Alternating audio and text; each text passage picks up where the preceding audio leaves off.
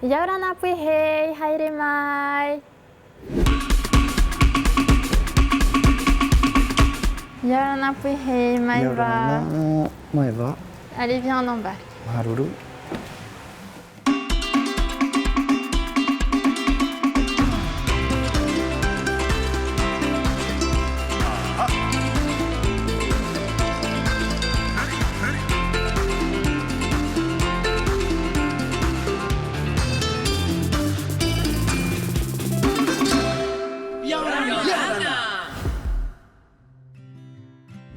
Puihei, tout d'abord, je te souhaite un bienvenue dans le studio Trek. Haruru. Cette semaine, nous allons parler ensemble de la musique, un thème central donc pour notre développement. Mais avant de commencer, j'aimerais te demander ce que signifie pour toi le terme Yaurana. Alors, Yaurana, ben, la formule de salutation à Tahiti, tout de suite le sourire, espérer une belle journée. Et d'ailleurs, c'est un mot qu'on retrouve souvent dans les musiques polynésiennes de par la variété de significations. Alors, c'est vrai qu'elle a beaucoup de significations dans le domaine culturel. Donc, le Yaurana, même les groupes de danse comme celui de Gilles Hollande dans les années 70, Yaura Tahiti. Donc, oui, beaucoup utilisé dans le monde entier. Puihei, tu es chef d'orchestre, entre autres, et aussi membre du jury du Heiwai Tahiti. Peux-tu m'en dire plus sur ton parcours? Ben, on va dire, c'est 25 ans de pratique donc des instruments de percussion pendant les Turei et les Heiwa. Donc, ça a commencé en 92 à la suite de mon service militaire en France et jusqu'au jour où on m'a sollicité pour être jury. Et donc, c'était un honneur d'être reconnu par des personnes de la culture. C'est comme ça que je me suis dit, je vais pouvoir aider mon père qui est décédé en juin. Donc c'est avec force et conviction que je reprends le flambeau en tant que, on va dire professeur, mais on va dire animateur de l'école Aratai. Et d'ailleurs, après un parcours aussi riche, quelles sont selon toi les spécificités de l'univers musical polynésien? Les sonorités de nos instruments, les rythmes, mais c'est surtout la communion. Ici, il y a vraiment cette communion, cet équilibre qui se fait dans les groupes de chant, les groupes de musiciens, les groupes de danse.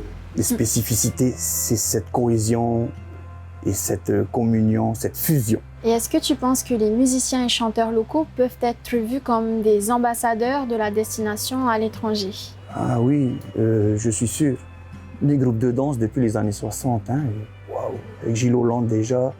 Aujourd'hui, on a Terva Piti. J'ai mon fils aussi qui fait partie de ces jeunes comme Veiteani, comme Eto, Maruari. J'ai Nourei aujourd'hui, mon fils aîné, qui est connu au Japon, au Mexique, à Hawaï, aux États-Unis. Donc je suis pour. Oui, au contraire. Ils exportent la musique locale à l'étranger. C'est pour dire ça, oui, exactement. Eh bien, en parlant de nos musiciens locaux, je te propose justement d'aller à la rencontre d'un prestataire qui œuvre dans ce domaine. C'est notre rubrique Employé de la semaine. Yaurana, Manava, je vous invite à une cérémonie de mariage avec mon groupe et moi. Harimai.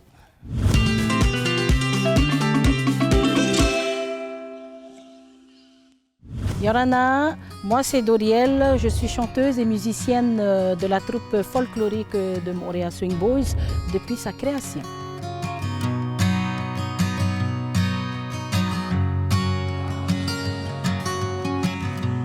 Alors une journée type pour moi commence par la famille, le travail et puis les préparatifs avant la scène, c'est-à-dire la confection des couronnes de fleurs, la tenue vestimentaire et sur la scène l'expression artistique devant les touristes et les visiteurs tout en respectant bien sûr les gestes barrières. En plus de savoir jouer et chanter, il faut tout d'abord aimer ce que l'on fait, aimer sa culture et savoir la partager avec les visiteurs qui ont une envie de découvrir. J'ai choisi ce métier parce que la culture et la tradition polynésienne font partie de mes racines. Et puis parce que tout simplement la culture polynésienne est trop belle pour ne pas la partager.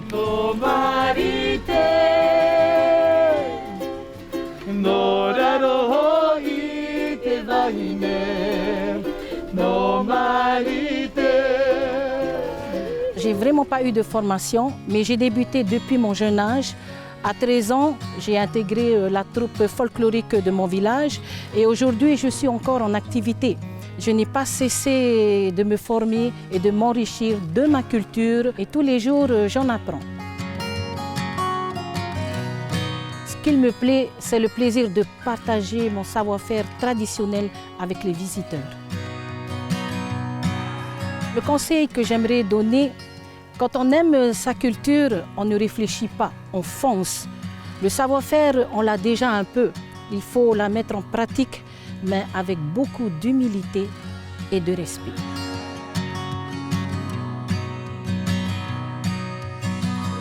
Ce qui plaît le plus aux touristes, c'est que le son de la musique traditionnelle est particulier lorsqu'elle résonne. Tout de suite, elle intercepte l'auditeur et tout ce qui suit après, la vahinée, les toits, la danse aspire automatiquement les touristes dans le spectacle.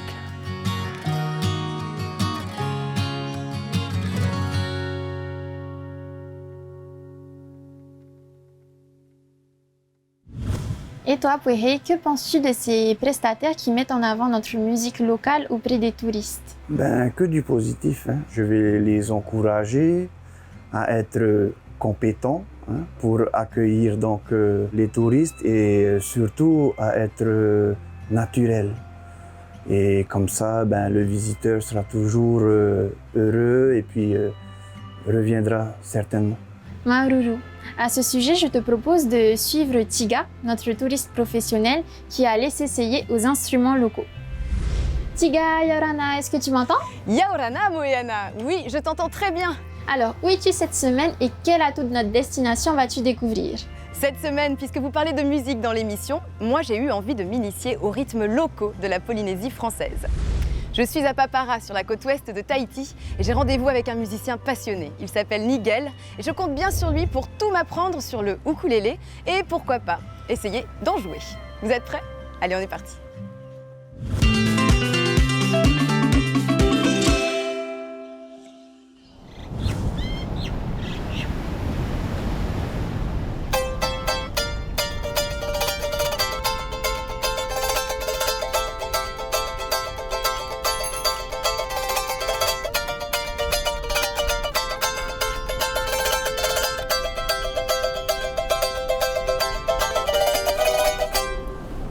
Yorana Tiga, comment vas-tu? Salut Nigel, je vais très bien et toi? Bien, installe-toi, ça va. Bienvenue à la pointe Mano Mano. Écoute, je suis déjà au paradis. Le bruit des vagues, ce spot magnifique, toi qui joues de ukulélé, je veux tout savoir sur ton instrument de prédilection. Déjà, quelle est son histoire? À la base, c'est un ancien instrument qui vient des îles Madère et qui est arrivé en fin 19e siècle.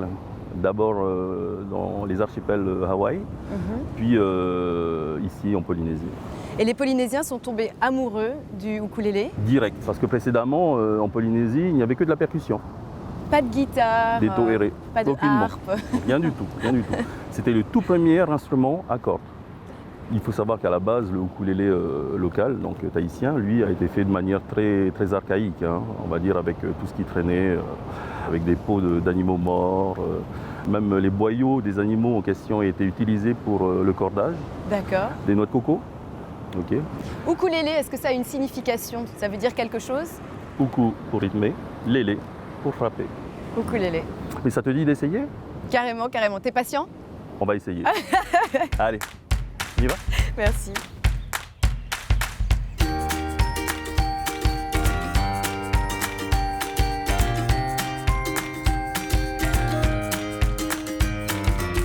Tiga, bien installé? Très bien installé.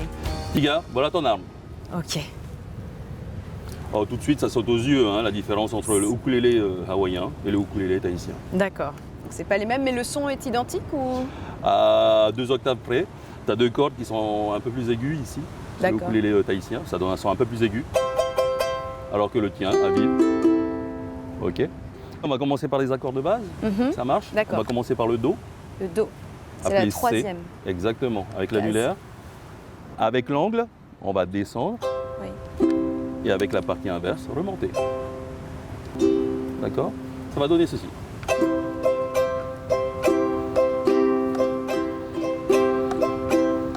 C'est très bien, c'est bien. Deuxième accord, le Fa. Index, puis majeur. 2 doigts. On y va? Ok. Pareil, on cloche. 3, 4. Très bien, on rythme. Super. Ça va? Ça va. C'est potable. J'achète. On redescend en Do. 1, 2, 3 et 4. Super. Très bien, petit gars. C'est sportif, hein? Bah, un peu. Ah oui, oui, oui, oui. Ah, d'où ce corps de rêve. Comment t'as appris, toi, à jouer du ukulélé? C'est mon feu père qui m'a un peu forcé la main et aujourd'hui je le remercie de m'avoir forcé à essayer le ukulélé. Ah oui? T'as commencé à quel âge? J'ai commencé, j'avais 8 ans. Une grosse vague de groupes qui ont popularisé le ukulélé. Et du coup, ça a motivé les jeunes qu'on était. Les 5 archipels de Polynésie française ont adopté le ukulélé. Est-ce que chacun a un style? Est-ce Bien que c'est sûr. reconnaissable? Chaque archipel se l'est approprié hein, et l'a adapté, on va dire, à sa sauce. Hein.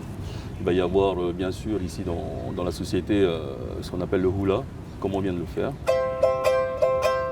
Un peu plus rythmé. Et par exemple, au Tuamotu, on appelle ça le kaina. Ça va beaucoup plus vite. Ah oui.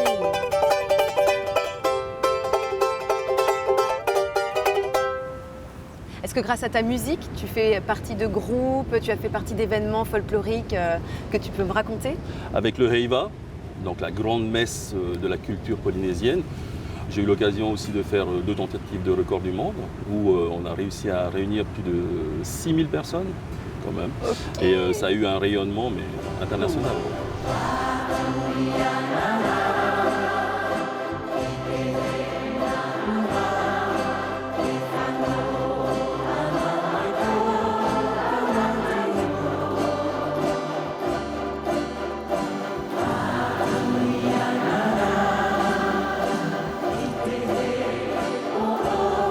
C'était une bringue énorme.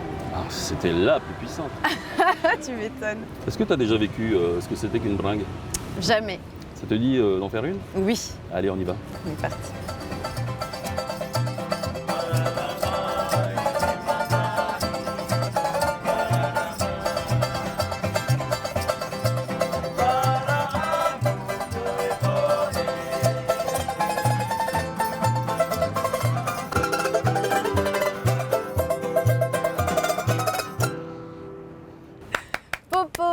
Popo Yarata. Hey Maruru! Alors, la définition de la bringue, qu'est-ce que c'est? La bringue, c'est avant tout un moment de communion, un moment de partage, un moment de bonheur, la vie, quoi. L'amour, en général, c'est l'appel du ukulélé qui fait que on sait qu'une bringue a lieu. Il y a forcément un ukulélé dedans. Systématiquement. Systématiquement. À quel moment on fait la bringue? À tous les moments. Si on pouvait, le Tahitien, il ferait la bringue tous les jours. Mais bon, souvent, c'est à l'occasion d'un anniversaire, d'un mariage, d'un enterrement même. Mais tout est prétexte à faire la bringue. Le Tahitien, c'est dans son sang, donc il en a besoin. Et moi, en tant que touriste professionnel, avec quelle chanson je peux rentrer chez moi? Quelle est d'après vous la chanson que j'entendrai dans presque toutes les bringues, qui est connue par presque tous les Polynésiens? Pahoho de Te Avapiti. Pahoho. Ouais, qui a Ça veut marqué dire toute quoi? une génération. Pahoho, c'est l'appel de la mer. Forcément, tout le monde la connaît. Vous permettez que j'essaie de vous accompagner? Allez, zou!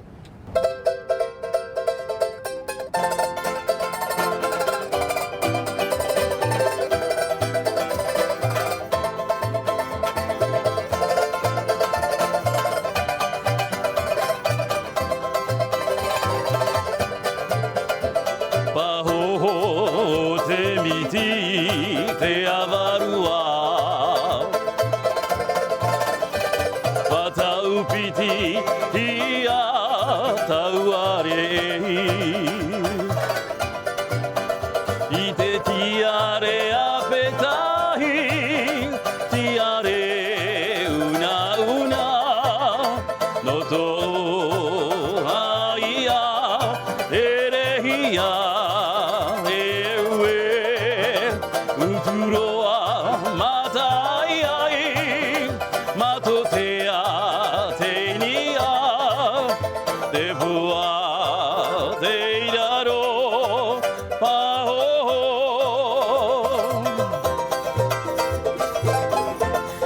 Moyana, est-ce que tu entends ça? La bringue, c'est une énergie et c'est une bonne ambiance unique que l'on ne retrouve qu'ici en Polynésie française. Bravo Tiga, n'oublie pas de m'inviter la prochaine fois. Alors la Polynésie au rythme des ukulélés, tu valides? Quel que soit l'endroit où tu te trouves dans le monde, tu entends du ukulélé, forcément ça te transporte ici dans l'océan Pacifique. Merci à toutes, merci à tous les musiciens. Moyana, je pense qu'ici on est parti pour jouer, pour chanter jusqu'à la tombée de la nuit. Le ukulélé et toute la magie qui va avec, évidemment, c'est validé. Et toi, Puehei, tu valides aussi le ukulélé comme atout touristique de la destination? Tout à fait, le ukulélé, c'est vraiment le compagnon que j'ai eu pendant des années. Je voyageais jamais sans mon ukulélé. Et c'est sûr que pour faire la bringue, c'est vraiment le meneur. En tout cas, Puehei, merci d'être venu partager ton métier et d'avoir parlé avec moi de la place de la musique dans la culture polynésienne. As-tu un dernier mot à ajouter? Encourager déjà tous ceux qui veulent faire de la musique traditionnelle, leur demander de garder l'écoute envers nos matahiapo avant qu'ils deviennent nos tupuna, qu'on les regarde dans le ciel. Pourquoi? Parce que c'est la meilleure école pour accueillir celui qui vient d'ailleurs. Et surtout, un rythme du cœur qui plaît. Quand il faut être fort, quand il faut être doux. Et le musicien, il le maîtrise très bien. C'est pourquoi j'invite tout le monde à faire du ukulélé ou du pautupeirima. Maururu Puehei. Quant à nous, chers amis, merci de nous avoir accompagnés dans ces aventures et notre voyage continue sur les réseaux sociaux. On se dit à la semaine prochaine et on se quitte en beauté sur de magnifiques images de notre Whenua. Parhei et Yaurana.